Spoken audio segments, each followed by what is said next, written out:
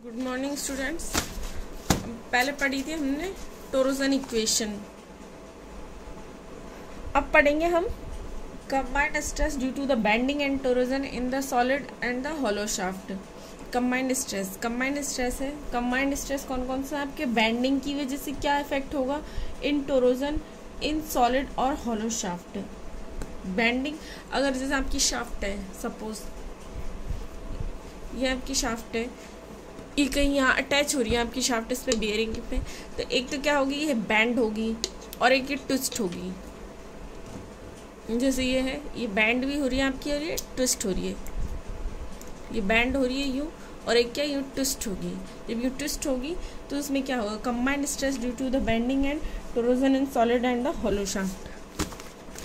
अब क्या होगा, due to the torsion the shear stress torque is produce in the shaft.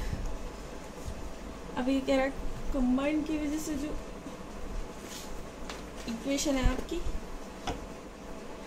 In solid और hollow shaft, due to the torsion shear stress torque is produce in the shaft. तो T is equals to pi by 16 into torque into D cube होता है।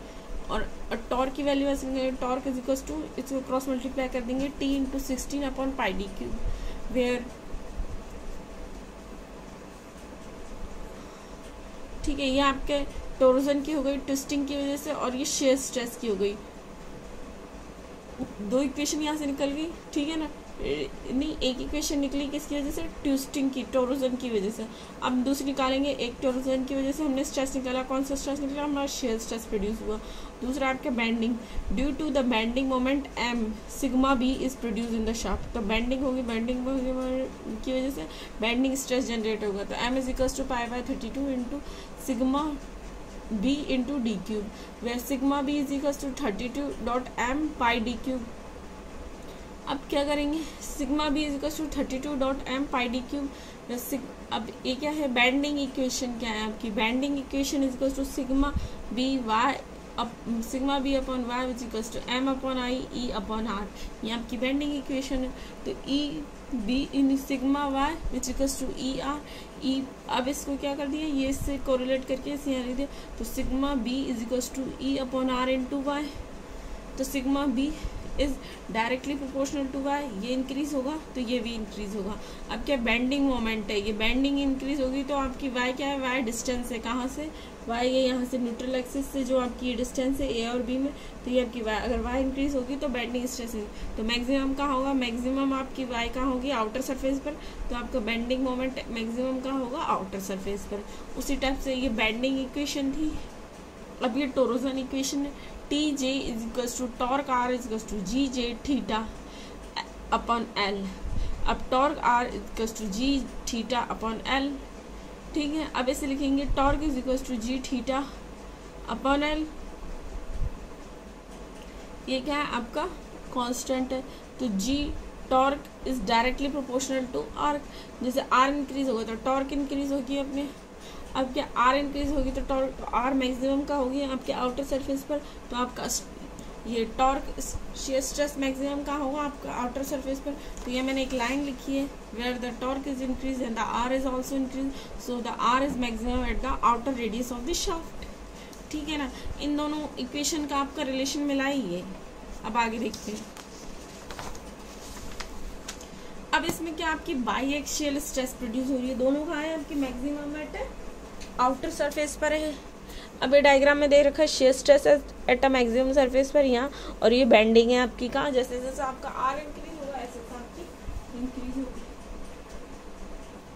अब इसे देखेंगे by using the principal stress theory. Principal stress theory का use करते हुए हम यूज करेंगे principal stress theory. Principal stress theory तो किसके लिए यूज है, ये normal stress. The maximum normal stress कहाँ होगा आपका, sigma by 2 plus sigma by 2 का whole square plus torque R which is equals to root where the. अब क्या करेंगे, टॉर्क की वैल्यू 16 पाई डी क्यूब है आपकी, और बेंडिंग स्ट्रेस की वैल्यू आपकी, शेयर स्ट्रेस की है, बेंडिंग स्ट्रेस की ये है 32 into M upon pi D cube. अब इन दोनों की वैल्यू यहाँ इक्वेट कर देंगे। यहाँ हमने इक्वेट कर दी बेंडिंग स्ट्रेस की और यहाँ हमने इक्वेट कर दी शेयर स्ट्रेस की, ये वैल्यू इक्वेट करी। अब ये वैल्यू इक्वेट करने के बाद में इसे क्या करेंगे, सॉल्व करेंगे। सॉल्व करने के बाद में ये इक्वेशन निकलेगी आपकी इस टाइप से। ये हो जाएगा, यहाँ से कॉमन ले लिया हमने 2 अंडर रूट करके, तो ये आपका ये निकला। तो ये m स्क्वायर प्लस टी, इसको क्या लिख सकते हैं हम, टी क्या होता है आपका इक्विवेलेंट टॉर्क न्यूटन mm में। इक्विवेलेंट टॉर्क क्या है, न्यूटन mm। तो T is equals to root m square plus T square, where sigma n which is equals to 16 upon pi D cube m plus T E. यहाँ हमने क्या put कर दिया, इनकी जगह under root m square plus T square की जगह T क्या है हमारा इक्विवेलेंट टॉर्क है न्यूटन mm में जो हमने लिया। फिर इसके हमने आगे देखेंगे,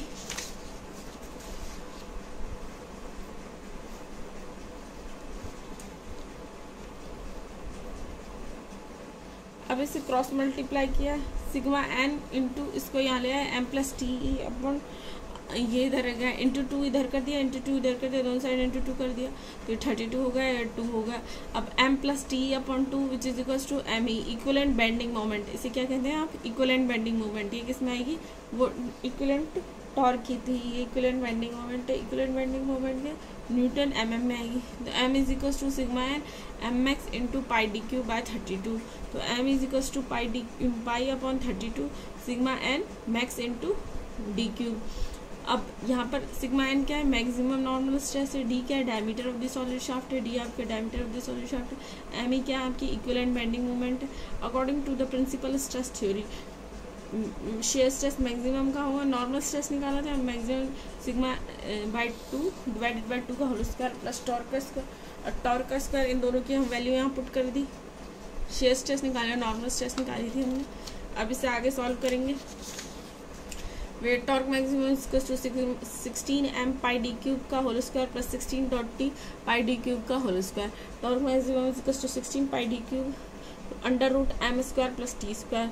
अब इसको क्या पुट कर दे, टी, ये हमारा टी था तो इंटू टी। अब ये मैक्सिमम शेयर स्ट्रेस टी को यहाँ लेंगे, ये into cross multiply divided by 16। तो T is equals to pi by 16 torque maximum into D cube. For the solid shaft के लिए ये होता है डी की वैल्यू। अब हॉलो शाफ्ट के लिए चेंज हो जाएगी, ये एज इट इज़ है।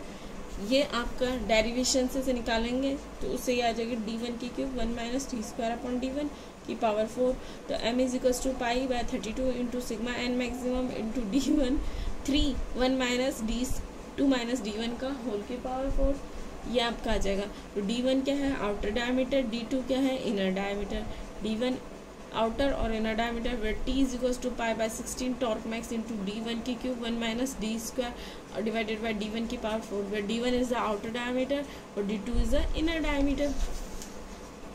इस टाइप से आपकी वैल्यू निकली। तो ये आपकी वैल्यू है फॉर द बेंडिंग मोमेंट के लिए, नहीं ये है आपकी